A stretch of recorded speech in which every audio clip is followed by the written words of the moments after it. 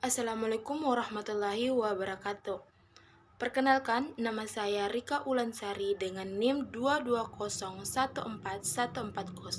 dari Program Studi Pendidikan Guru Sekolah Dasar Fakultas Keguruan dan Ilmu Pendidikan Universitas Cokro Aminoto Palopo. Maksud dan tujuan saya membuat video micro teaching ini untuk memenuhi tugas pembelajaran IPS SD semester 3 yang diampu oleh Bapak Sunardin SPD MPD. Judul materi yang saya akan bawakan yaitu kebutuhan dan keinginan nilai mata uang untuk memenuhi kebutuhan sehari-hari. Adapun dua tujuan pembelajaran yang harus dicapai oleh peserta didik, yaitu mampu membedakan antara kebutuhan dan keinginan, dan peserta didik mampu mengenal nilai mata uang dan mendemonstrasikan bagaimana uang digunakan dalam kehidupan sehari-hari.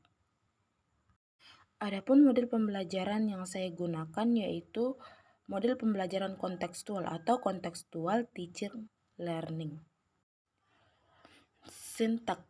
Di dalam contextual teaching learning ada 7 sintak. Yang pertama ada modeling, yang kedua ada inquiry, yang ketiga ada questioning, yang keempat ada learning community, yang kelima ada constructivist, yang keenam ada reflection, dan yang ketujuh ada authentic assessment. Selanjutnya, silakan saksikan video micro teaching berikut ini. Warahmatullahi wabarakatuh. Waalaikumsalam warahmatullahi wabarakatuh. Bagaimana kabarnya hari ini anak-anak? Baik, Bu. Oke, sebelum kita belajar, marilah kita berdoa sesuai dengan kepercayaan masing-masing. Berdoa dan dimulai.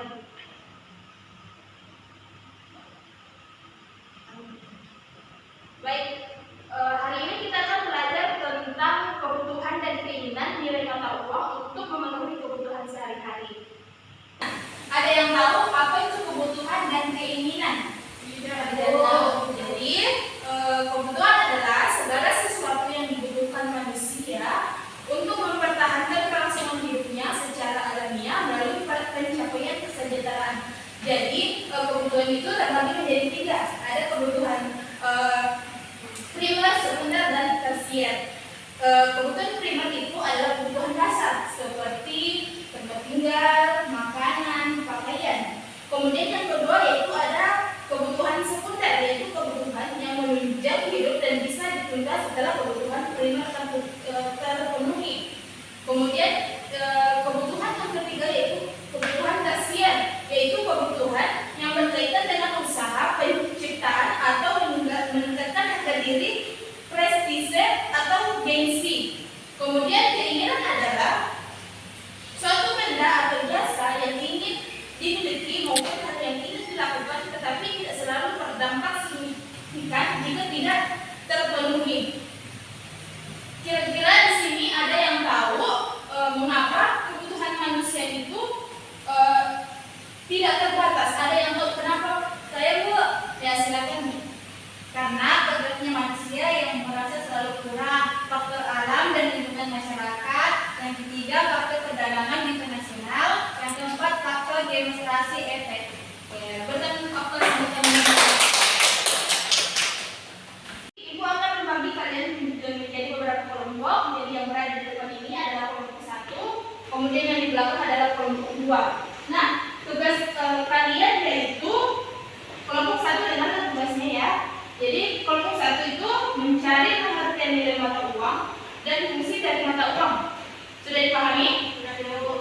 Untuk kelompok 2 tugasnya yaitu mencari jenis mata uang berdasarkan pengelompokannya dan manfaat mempelajari mata uang bagi kehidupan sehari-hari. Jadi Ibu berikan waktu 15 menit untuk mengerjakannya.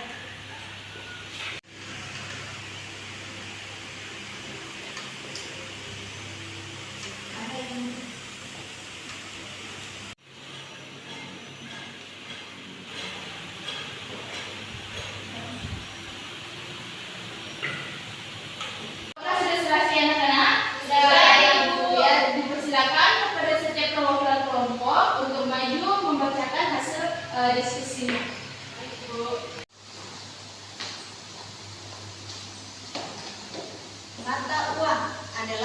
suatu harga yang telah disetujui oleh pemerintah dan rakyat dalam sebuah negara. Mata uang digunakan sebagai alat tukar atau transaksi apabila kita ingin membeli suatu barang.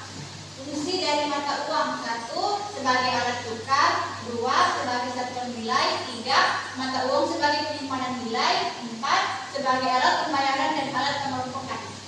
Oke, berikan aplaus supaya teman-temannya. Kemudian saya persilakan kepada kelompok 2 untuk maju membacakan hasil diskusi kelompoknya.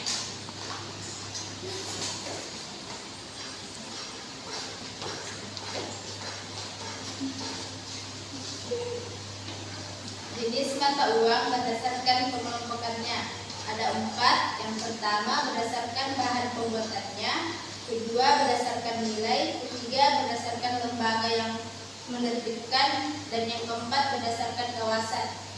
Adapun manfaat mempelajari mata uang bagi kehidupan sehari-hari: yang pertama, kita bisa mengelola uang dengan baik.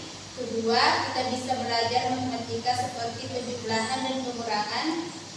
Dan yang ketiga, kita bisa mengenal nilai-nilai dari mata uang. Dan keempat, kita bisa menghargai kerja keras. Oke, bisa aplaus untuk kalian. Sudah dipahami adik-adik? Oke, jadi sekian pembelajaran kita hari ini. Adapun kesimpulan untuk mata pelajaran kita hari ini yaitu kebutuhan merupakan suatu hal yang harus dipenuhi dan keinginan merupakan suatu hal yang apabila tidak terpenuhi tidak berdampak signifikan pada diri kita. Jadi itulah pentingnya kita mempelajari kebutuhan dan keinginan agar kita bisa membedakan yang mana yang harus kita penuhi dan yang mana yang tidak terlalu penting untuk kita penuhi. Dan juga kemudian penting juga untuk mempelajari nilai mata uang agar kita bisa mengelola uang dengan baik dalam kehidupan sehari-hari kita. Atas perhatian adik-adikku semua, saya ucapkan terima kasih. Ibu akhiri dengan ucapan wassalamualaikum warahmatullahi wabarakatuh. Waalaikumsalam.